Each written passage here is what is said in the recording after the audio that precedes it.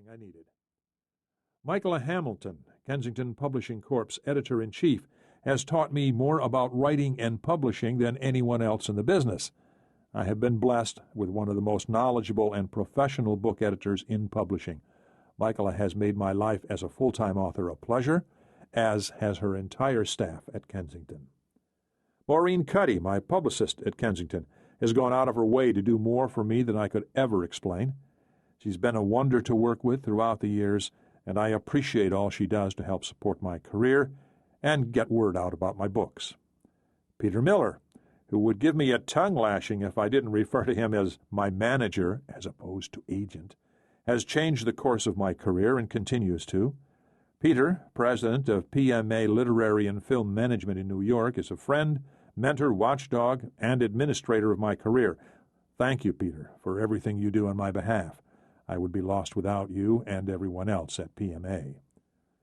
Fellow true crime author Greg Olson, my blogging partner at www.crimerant.com, mentor, best friend, and confidant, has pulled me up when I'm down, slapped me around when I needed it, and convinced me that what we do is worth the highs and lows that go along with it. Greg has been a true teacher, the best I've ever had. I dedicated this book to my friend, David Perkins, who took his life during the period in which this book was written. Dave and I were brothers in spirit. There was no one like Dave, who could make me laugh, cry, and, most important, feel like I mattered. My God, I miss Dave more as the days pass, but have to believe and accept he is in a better place. Lastly, I want to say to my readers, thank you for all of the kind letters and emails. I have the greatest fans in the business. You have all stuck by me and continue to support my career, and I am grateful for each one of you. Thank you for allowing me the opportunity to do what I love. Eating apples together is always the first step.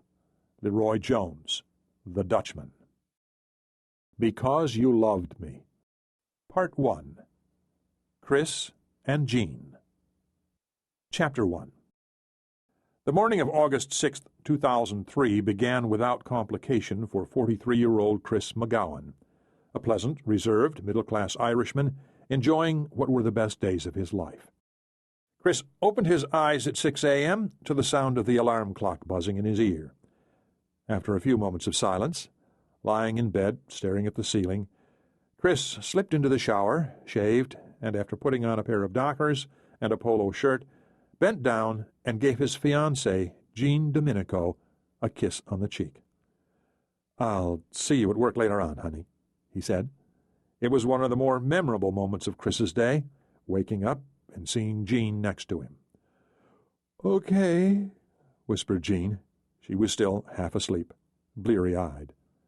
After a quick bite to eat with the morning newspaper downstairs, Chris headed out the door, being sure to lock it behind him. Greeting the pine-scented air of Nashua, New Hampshire, the same way he had every other morning, Chris took in a deep breath, relishing the peacefulness of the New England town he had called home for a better part of his life. As Chris approached his car, the sun was just beginning to light up the New Hampshire skyline over the mountains off to the north.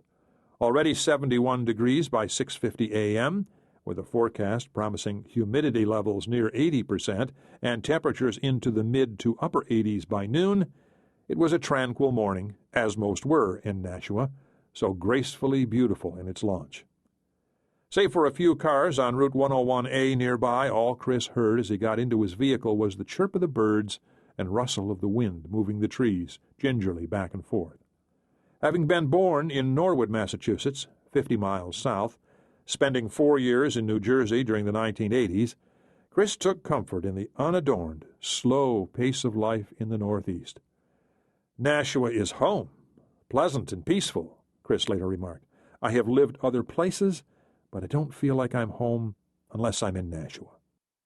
From Jeanne Dominico's house on Domain Avenue, located northwest of downtown, it was a short drive for Chris, about 20 minutes, to work at Oxford Health Plans on Central Park Drive in the town of Hooksett.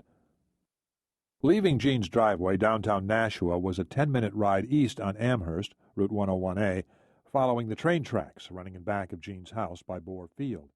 Daniel Webb